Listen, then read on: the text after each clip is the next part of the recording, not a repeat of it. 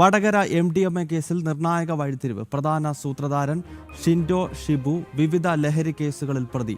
അവസാനം പിടിയിലായത് കണ്ണൂരിൽ നിന്ന് വൻതോതിൽ ലഹരി എത്തിച്ചിരുന്നത് ഷിൻഡോയാണ്. വാട്സാപ്പ് നമ്പറുകളിൽ വിളിച്ചാണ് ലഹരി കച്ചവടം ഉറപ്പിക്കുന്നത്. ലഹരി വിൽപ്പനയിലൂടെ 3 അധ്യാപകരുൾപ്പെടെ 5 പേർ സമ്പാദിച്ച സ്വത്തുക്കൾ കണ്ടുകെട്ടാനുള്ള നടപടികളും പോലീസ് ആരംഭിച്ചു.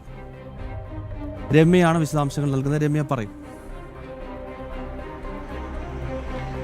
ഗൗതം, ഈ വടകര MDMA കേസുമായി ബന്ധപ്പെട്ട് ഏറ്റവും നിർണായകമായ വഴിത്തിരിവ് തന്നെയാണ് ഇത്.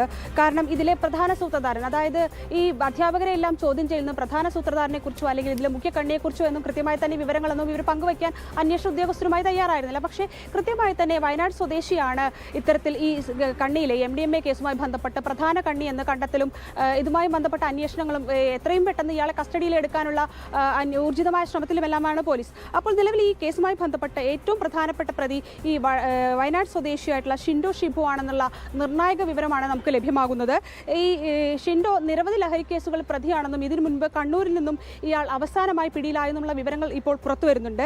അതായത് ഈ വൻതോതിലാണ് ഈ അധ്യാപകർക്ക് ഈ ഷിൻഡോ ലഹരി എത്തിച്ചിരുന്നത്. കാരണം കൃത്യമായി തന്നെ വലിയ തോതിൽ ഇവർ ലഹരി ഉപഭോക്താക്കളിലേക്ക് എത്തിച്ചിരുന്നു. അതായത് ആദ്യഘട്ടത്തിൽ ഈ അധ്യാപകർ ഉപഭോക്താക്കളായാണ് ഷിൻഡോയെ സമീപിക്കുന്നത്. തുടർന്നാണ് ഇത്തരത്തിൽ ലഹരി കച്ചവടത്തിലേക്ക് ഇവർ നീങ്ങുന്നതെന്നുള്ളത് തന്നെയാണ് നമുക്ക് മനസ്സിലാക്കാൻ സാധിക്കുന്നത്. കാരണം ഈ അന്വേഷണ സംഘത്തും ഇതുമായി ബന്ധപ്പെട്ടുള്ള തുടരന്വേഷണങ്ങളെല്ലാം നടക്കുകയാണ്. കഴിഞ്ഞ 1 വർഷത്തിനിടെ കോടികളാണ് ഈ 5 പേരുടെയും, അത് 3 അധ്യാപകരുണ്ട്, മറ്റു 2 പേരുണ്ട്, അങ്ങനെ ഈ 5 പേരുടെയും അക്കൗണ്ടുകളിലൂടെ എല്ലാം തന്നെ കോടികളുടെ ഇടപാടുകളാണ് നടത്തിയതെന്നുള്ള അന്വേഷണ സംഘം കണ്ടെത്തിയിട്ടുണ്ട്. അതായത് കേരളത്തിൽ നിന്ന് പുറത്തു വന്ന് ഉൾപ്പെടെ ഇവരിലേക്ക് പണം എത്തിയിട്ടുണ്ട് എന്നുള്ള നിർണായകമായ ബാങ്ക് അക്കൗണ്ട് വിവരങ്ങളെല്ലാം തന്നെ ഈ പോലീസിന് ലഭ്യമായിട്ടുണ്ട്. ഇതുമായി ബന്ധപ്പെട്ടുള്ള തുടരന്വേഷണം പുരോഗമിച്ചുകൊണ്ടിരിക്കുക. കാരണം ഇത്തരത്തിൽ കേരളത്തിനകത്ത് മാത്രമല്ല പുറത്തേക്കും അന്വേഷണം വ്യാപിപ്പിക്കാനുള്ളൊരു തുടർ നീക്കത്തിലാണ് ഇപ്പോൾ പോലീസ് ഉള്ളത്. കാരണം ഈ ഈ അധ്യാപകരുടെ സുഹൃത്തായ ബാംഗ്ലൂർ സ്വദേശിനിയായിട്ടുള്ള മറ്റൊരു വനിതാ സുഹൃത്തുണ്ട്. ഈ വനിതാ സുഹൃത്തിലേക്കും എല്ലാം തന്നെ അന്വേഷണം ഇപ്പോൾ വ്യാപിപ്പിക്കാനുള്ള തുടരന്വേഷണത്തിലാണ് പോലീസ് ഉള്ളത്. കാരണം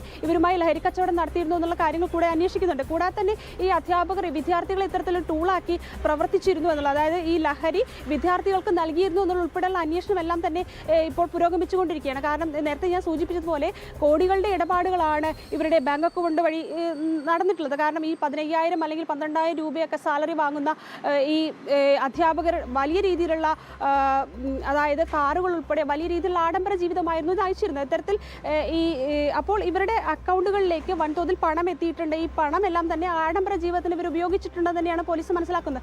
അതിനാൽ തന്നെ NDPS ആക്ട് പ്രകാരം ഇവരുടെ സ്വത്തുക്കളെല്ലാം കണ്ടുകെട്ടുന്നതിനുള്ള തുടർ നീക്കങ്ങളും നിലവിൽ പുരോഗമിക്കുകയാണ്. കൂടാതെ തന്നെ നിലവിൽ ഇവരെ വിശദമായി ചോദ്യം ചെയ്യേണ്ടതുണ്ട്. കാരണം ഈ 5 പേരും ഇപ്പോൾ റിമാൻഡിലാണ് കഴിയുന്നത്. ഇതുമായി ബന്ധപ്പെട്ട് നിലവിൽ പോലീസ് കസ്റ്റഡി അപേക്ഷ നൽകിയിട്ടുണ്ട്. ഇന്ന് കസ്റ്റഡിയിൽ വാങ്ങാൻ തന്നെയാണ് പോലീസിന്റെ തീരുമാനം.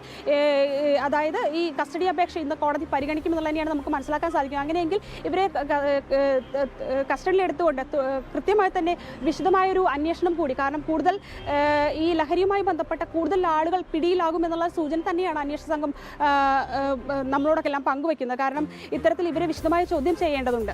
ഗൗതം. ഓക്കെ, രമ്യ ദാസാണ് കോഴിക്കോട് നിന്നും വിവരങ്ങൾ നൽകിയത്.